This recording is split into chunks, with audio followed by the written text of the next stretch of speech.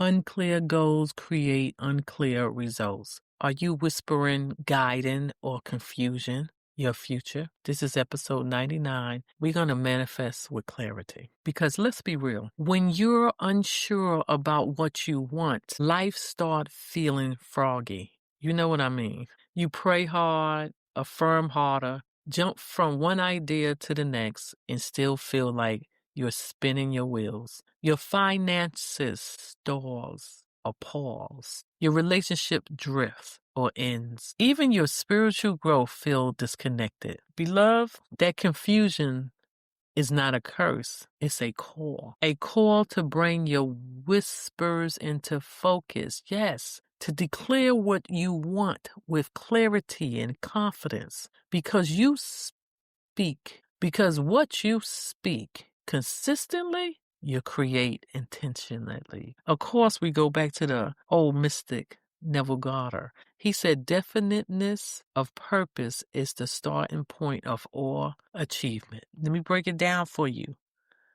The whispers of clarity is the whisper of clarity is one of the most powerful forces in the spiritual realm. It's not enough to say, I just want peace or I just want success. The divine blueprints inside you, no one else, needs specific directions. Let me say this clearly. Vague whispers lead to delayed blessing. I'm going to say it again. Vague whispers lead to delayed blessings. The universe and even your consciousness, your subconsciousness can't deliver what hasn't been defined. When you get definite about your purpose, doors start opening, helpers show up, and distraction falls away. And let me be transparent here, okay? I lived both sides. When I whispered with confusion, I attracted confusion.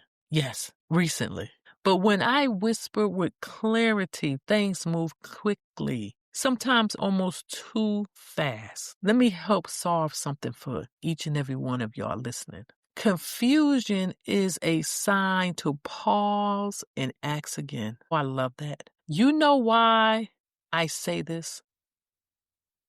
Because when you're overwhelmed, that's your inner whispers calling for realignment. Ask, what do I truly want to manifest right now? Start there. Remember in one of the episodes, I literally was saying that I kept saying a word that was not my highest consciousness or my highest thought, or should I say it wasn't the gospel, you understand, which is good news. I was repeating over and over again because it was a part of my life. I felt like I was telling the truth. So I might have realigned everything else in my life so I can go forth and be a mentor. But something like that, I said, oh, that's just a little word. You know how we have that little word? Clarity clears the path. I needed that path to be cleared. Emotions fuel the journey. Or should I, you know what, let me put it this way. Emotions prepare the journey. It sparks the journey. It's not just knowing what you want.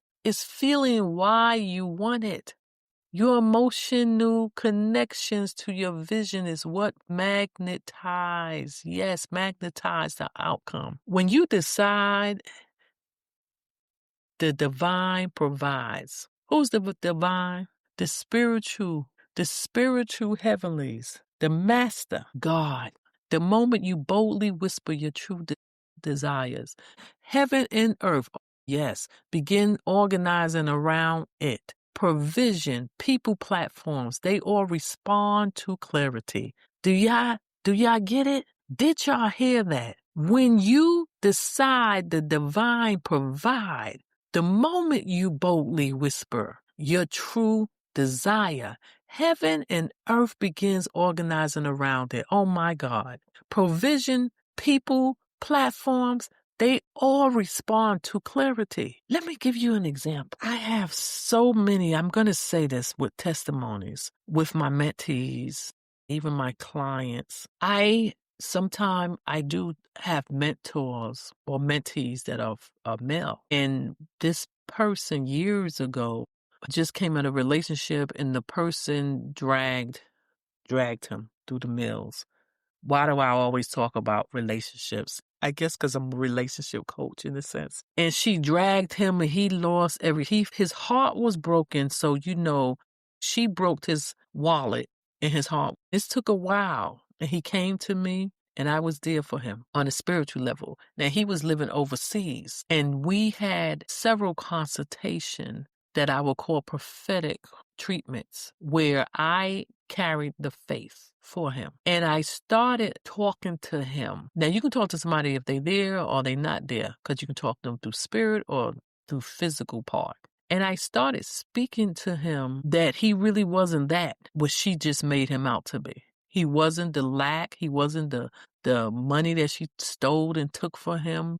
She broke his heart, everything that you could imagine. So he had to take a back step and he had to get himself together. He had to be pacific because I laid it out for him. Your mentor, your counselor, even your pastor, when he preaching, he trying to lay it out plainly. And when me and him had the consultation, I laid it out and I said, hey, that's not you. This is who you are. You're greater than that. And he started being pacific. This is an intelligent man. And I tell you from way across the water, when I via consultation through the phone, this man got up and he started walking with clarity, responding with clarity. He made a decision. She did him a favor. Sometimes when you're in a bad relationship, the person actually did you a favor. And some of y'all will hold on to it. I've been there. But when you hold on to it past a decade, then the next decade, and the next decade, you know how many people is taking it to their grave? Go ask your grandmother, great-grandmother. Go ask your mother. Go ask your father. And I can tell you right now, somebody in their life who's probably passed on hurt them. And they can talk about it like it was yesterday. But do you understand? They can clearly talk about it. What's the revelation here? Only clearly speak what it is that you want. Let's see what the master says. Write the vision and make it plain so that he who reads it runs with it. Habakkuk 2:2. I love that. That's one of my many favorite scriptures. You know why? Because he said you have to write the vision and make it plain. He didn't say write the vision and make it confusing. You're not waiting on God. God is waiting on you to get clear. This is the main thing I see in religion. Religion will have you wait on God. I'm waiting for God to bring me a husband. Who told you that?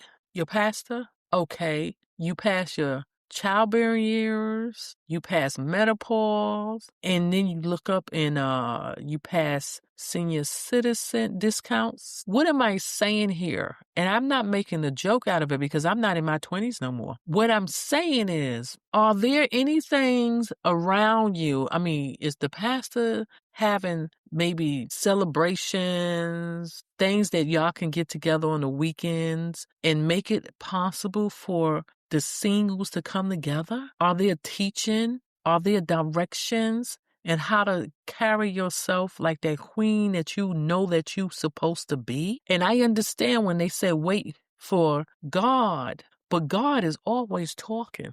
And if you listen, God may send you in some place that you've never been before. Why don't you go to that store, for example? Why don't you go over there?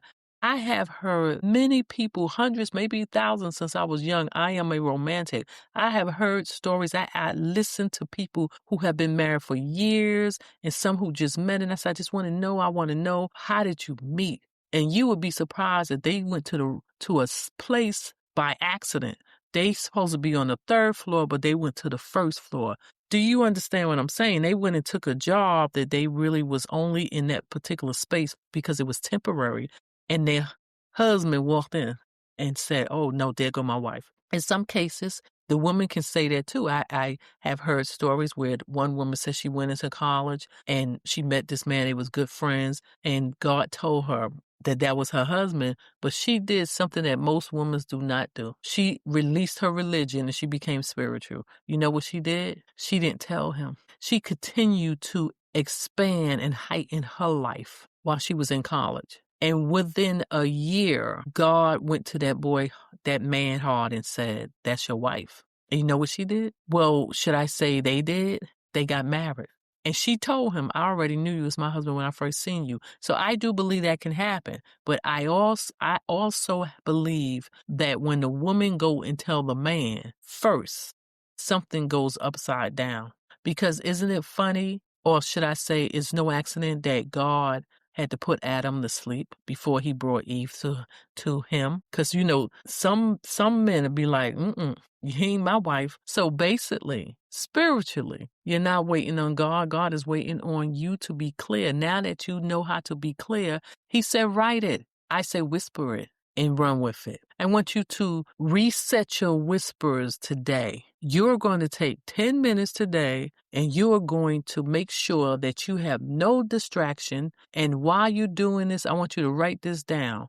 What do I really want in this season? What am I afraid to claim out loud? You're going to write it, and you're going to write it out like this. I am called to let this become your whisper of direction. I am called to fill in the blank. Repeat after me. I move in clarity. I speak my calling. I align with my divine assignment. I want you to go to sleep tonight and reflect on this. Ask yourself, what part of my life am I unclear about?